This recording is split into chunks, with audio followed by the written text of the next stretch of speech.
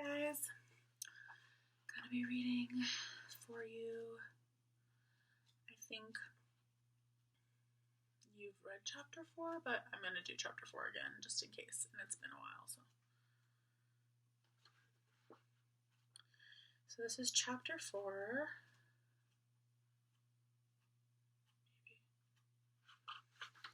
Chapter 4 of The Doll People by Anne Martin.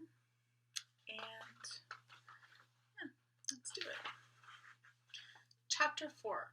Hello, Funcrafts. Annabelle stared at her uncle. You are? She said at last. Yes. But why? I just am. Me too, said Bobby. Mama put her hand over her heart. I insist on only one thing, said Uncle Doll, that we go tomorrow night. It's too late to leave now. The Palmers will be up soon.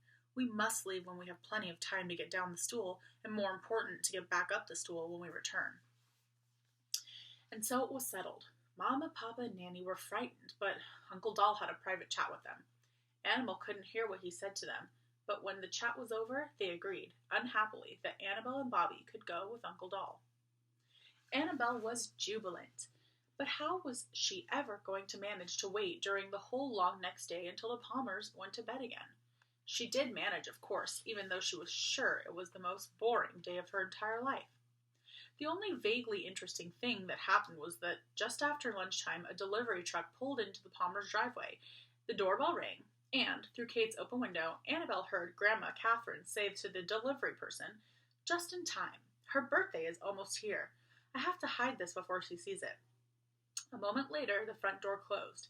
Not long after that, Annabelle heard Grandma Catherine come puffing up the stairs, heard a thud, the sound of another door opening, of something being slid along the floor, and of the door then being closed. I bet Grandma Catherine just hid Nora's birthday present, Annabelle thought, and she spent quite a bit of the rest of the day wondering what the present could be. By the time Kate went to bed that night, though, Annabelle had stopped thinking about the present. All she wanted was for Kate and the rest of the Palmers to fall asleep, and for deepest night to descend. When it did, Annabelle ran to the front of the dollhouse and looked across Kate's room.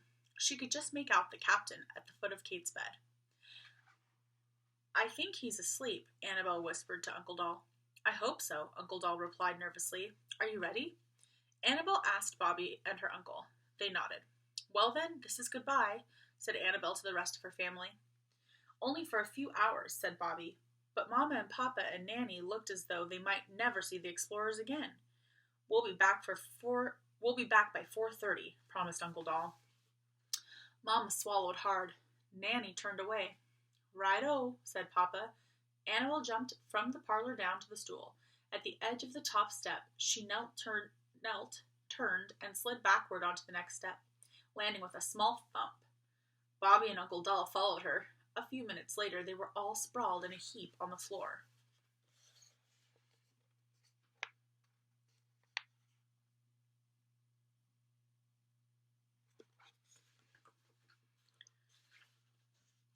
Bobby glanced at Kate's bed. Is she still asleep? He asked. I think so, whispered Annabelle. Is the captain still asleep? Asked Uncle Doll. I hope so, said Annabelle. Let's go. Uncle Doll hesitated. Oh, please, don't change your mind. Think of Auntie Sarah. She needs us, whispered Annabelle. Uncle Doll straightened himself. Let's hurry then, he said. Annabelle led the way through the darkness across Kate's room. They stopped at the doorway into the hall. Annabelle peered cautiously around it. I don't see anything, she said. She stepped into the hall. It was very long and very dark. Did the captain see us? She asked Uncle Doll. I don't think so. Then let's start looking. Remember, we can't call for Auntie Sarah, said Uncle Doll. Someone might hear us. All we can do is search. Annabelle, Bobby, and Uncle Doll peered into the other rooms. They scooted under dressers and beds and armchairs. They peeked into closets and investigated shoes and slippers. If I were Auntie Sarah, I wonder where I would be, said Bobby after a while. She must be up high. If she were down low, the humans would have found her long ago. Unless she's really hidden, said Annabelle. Inside something? In a box or a trunk? Or in a box in a trunk in a closet? I'm going to call for her anyway, said Bobby. Uncle Doll grabbed his arm. I won't call loudly, said Bobby. I'll just call like this. Auntie Sarah. See? Not that loud. I'll call too, said Annabelle. Annabelle, Bobby, and Uncle Doll were standing against a wall in a room with a couch and 2 chairs, but no bed. Whose room is this? Whispered Annabelle. I don't think it's a bedroom, replied Uncle Doll. It looks like a sitting room. Good. We can call a little more loudly in here, said Bobby. Auntie Sarah! Annabelle and Bobby called. Auntie Sarah! Auntie Sarah! Hey, said Annabelle, did you hear something? Yes, it sounded like a voice, exclaimed Uncle Doll. Listen. After a moment, Annabelle heard the voice again. Help, it called. Help, help. And then, help, cried another voice. Help us. Uncle Doll, said Bobby, does that sound like Auntie Sarah to you? Uncle Doll shook his head. If it's Auntie Sarah, she's with someone else, added Annabelle. She raised her voice slightly. Auntie Sarah, is that you? Where are you?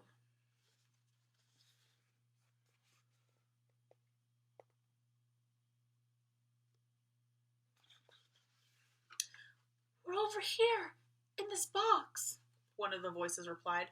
I think we're in a closet, another voice added. But there's no one here named Auntie Sarah. Annabelle spotted a closet door slightly ajar. Come on, she said to Bobby and Uncle Doll.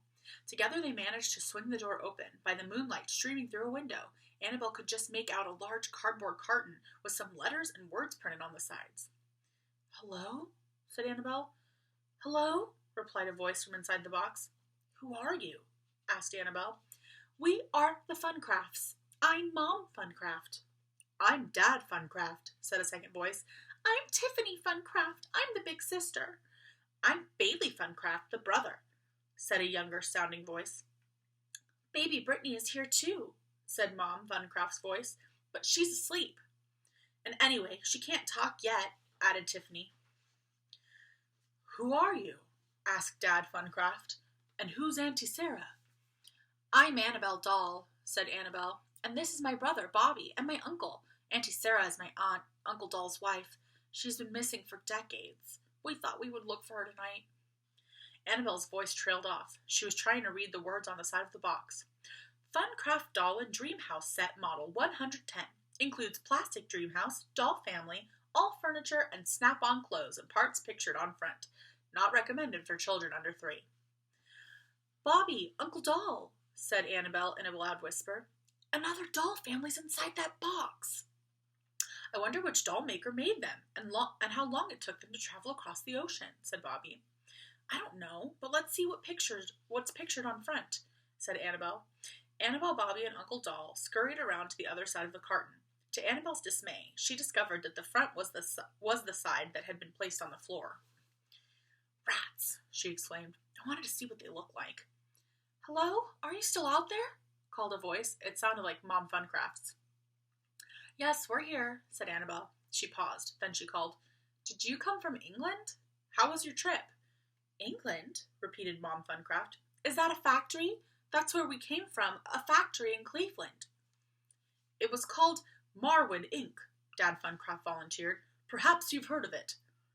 Marwin Inc. factory in Cleveland? No. Where's Cleveland? Asked Uncle Doll. It's, well, said Dad Funcraft. Never mind, said Annabelle. You know what? Our families are just the same. We each have a mother and a father, a big sister, a little brother, and a baby sister. I am not a little brother, said Bobby. Neither am I, said Bailey from inside the box. Plus, Bobby went on indignantly, we have an uncle, an auntie, and Nanny. We have a cat, said Tiffany. Her name is Kitty Funcraft. A cat? Exclaimed Annabelle. Is she alive? Of course not, said Tiffany. She's a toy animal. Annabelle breathed a sigh of relief. She wondered if Tiffany looked like her. Annabelle decided she did. All dollhouse dolls must look pretty much the same. Tiffany wouldn't have green paint on her head from a long-ago accident involving a paint box, as Annabelle did.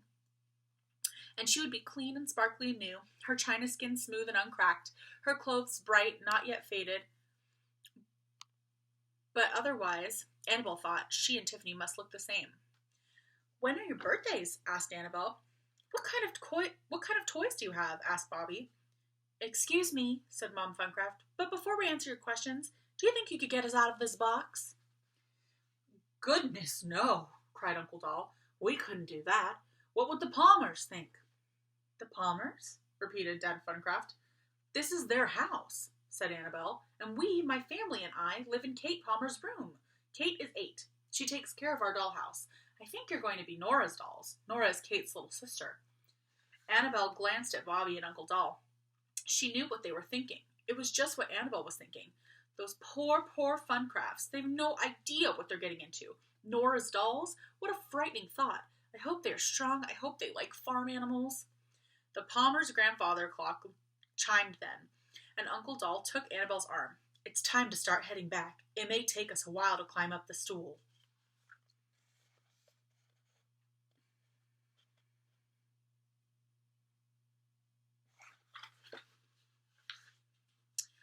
"We have to go now," Annabelle called to the Funcrafts.